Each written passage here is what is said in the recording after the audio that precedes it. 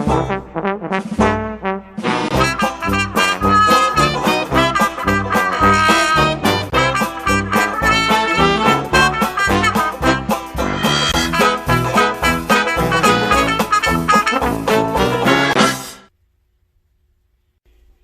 everybody. I'd like to start out by sharing with you this wonderful product I found, this Flitz metal polish and cleaner. It's quite a nice item. In fact, one of the YouTubers, Magdad, I'm sure would like to know about this product. If someone could get in touch with him and tell him about it, I'm sure he could use it on his restorations and perhaps even feature it in one of his videos. Okay, he's going to kill me over that one. But I do want to thank him for telling me about the product. Here's a couple of items I used it on. This old baby bin clock that I restored that was stainless steel. Did a beautiful job of shining up this clock and cleaning it up further than what I had done before. In addition is this nice copper little tiny oil can. Nice little item. But using the Flitz on it really made it shine. So it's a good product. You should try it in your restorations. Another item I want to talk about today is a clamp that I've shown you before, but I got some additional information on it. Really unusual clamp, and really it's quite strong. When you put this clamp together something with this, it's rock solid. It's there to stay. Really well made. One of our other YouTube friends, Joel McCoyne, who's given me information in the past when he's seen one of my tools that I didn't know anything about, has 6 of these clamps. And he said they were, he bought them from a guy who saw an article in the 1950s edition of Mechanics Illustrated and made a bunch of these clamps. He bought 6 of them from this guy. And there was a pattern in the magazine. That's why it never had a name on it or any kind of maker's mark, so he could tell about it. Interesting little clamp and a good clamp too. So thanks to Joel for supplying me that information. Always interested in finding about more information about some of my tools. Here's an item I found online on that internet. Sure does put us in touch with a lot of items. It's made by Big Gator Tools, and it's called a VDrill guide.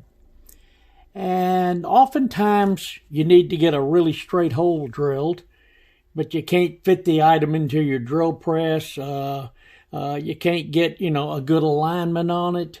And this actually gives you, it's made in several configurations. This one takes it from 1/8 drill size up to 3/8 in 64 increments. And works quite well. I've already tried it out. I'll show you what you do with it. Basically, you've got a piece of wood. You put it down on the wood. You find the right drill size. And, of course, the right drill size for the bit you're using. This one happens to be a 1/4 inch. And let me move this and get a little better view. Put it down on your work.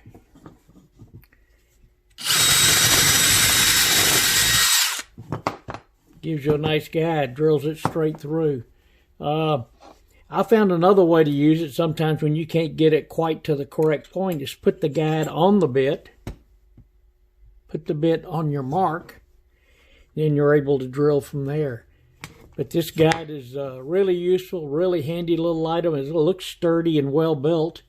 Also, on the back side is a groove. I guess they call it a V groove. It's got a V-shaped groove on the back to fit odd items, like if you had a piece of round stock, in the case of like a threaded rod or a piece of pipe.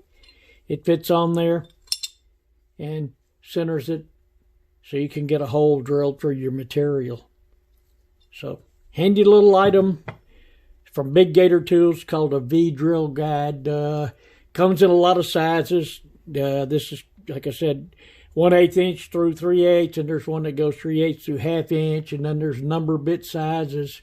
I didn't look to see if metric was on there, but the Big Gator website will show you about it, or look up VDrill, V-Drill guide, and we'll tell you about it. But I bought one, and I've already found a use for it. Okay, here's an oddball. The original version of this wrench, which was pliers with a crescent type adjustable wrench on there, called a 4-in-1, also has the leg piece, which is a pry bar and a screwdriver. It was made by Diamond Tool. I saw one on eBay for $65. I've seen them there from time to time, but a little too expensive for a novelty item like this, but it always intrigued me because it was different. So I found this online. It was actually a Chinese-made tool. I've seen them anywhere from $10 to $13. I said, heck, I'm going cheap. I spent $10 on this. Actually, it looks fairly well made, but it looks real shiny and new. Doesn't look like... I was trying to sort of get a tool that looked like an older tool, so I took that shiny finish and buffed the chrome down to where it's more of a flat finish. Got a little bit more of an antique look, but really not older. But it'll look a little nicer hanging up. But it's a very unusual tool with the adjustable wrench, pry bar, screwdriver, and regular pliers. Actually works fairly well. Not a bad tool, but $10 in place of $65 when it's something I'm going to hang up and probably never use. Okay, I went for it. Here's my next oddball. A two-headed plier wrench. And actually bought this for $7. Can't believe the price on it because it is a nice little item. Couldn't find a lot of information about it online.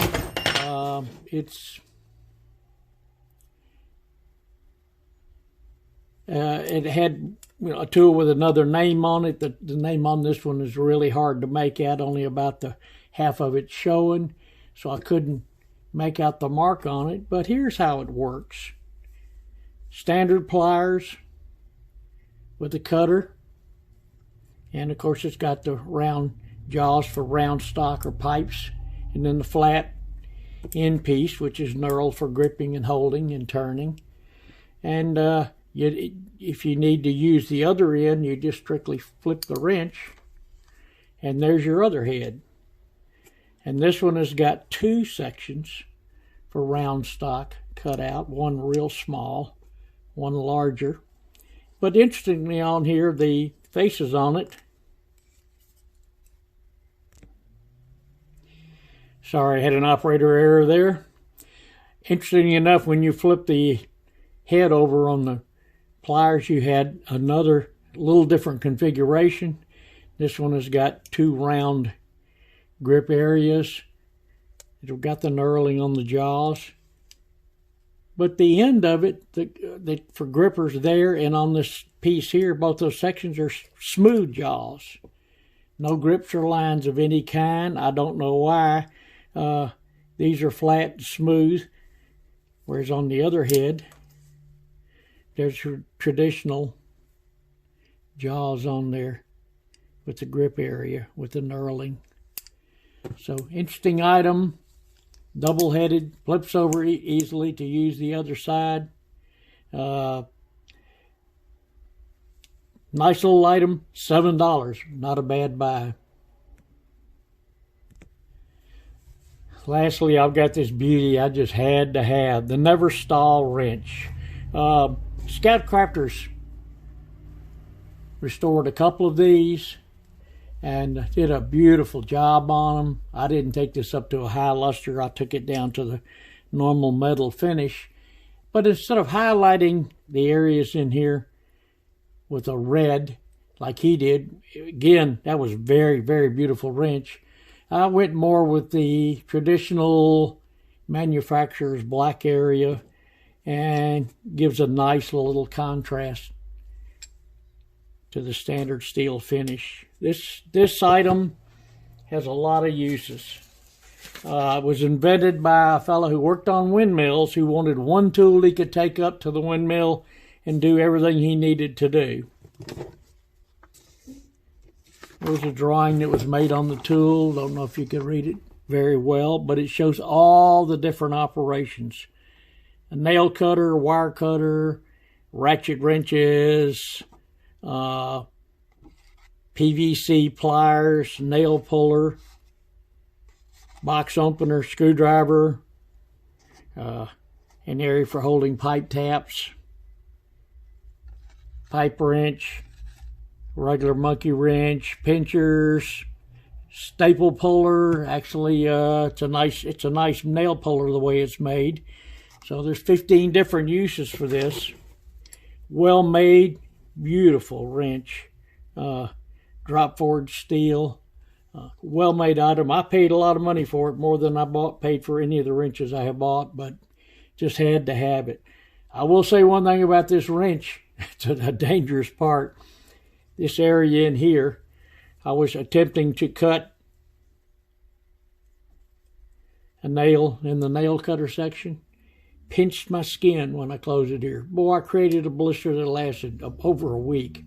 So you had to be sure when you grip these, have some good gloves, or be sure you're not choked up on it like I was. I was trying to get up on an item, pinched my skin right in there. Other than that, works tremendously well. It's a well-made tool and great addition to the collection. I like the finish on it. Turned out nice. There's nothing unusual about this wrench. It's just an old, no name, I've shown this before, adjustable wrench that adjusts the pipe sizes. It doesn't even have a maker's mark on it. Don't know why it was so generic, except for the 8-inch. But what I did differently on this is I found some paint that works well for decorating tools, and it was called lamp black. As you can see on here, it's a black, flat black paint, and it gives a nice contrast to the metal finish on the tools. So I used it on the Never Stahl wrench, turned out nice, and I used it here. And it's an acrylic paint. It's not a heavy enamel, and if you're going to put a finish on the wrench, a varnish or a lacquer, do it first because you're going to shine that up. And I like the flat contrast with the wrench, just like I did on the Never Stahl wrench. The flat black against the metal finish turned out quite nice. Well, there's my mix of things plus oddball tools for the week, and I appreciate you watching, and see you next time.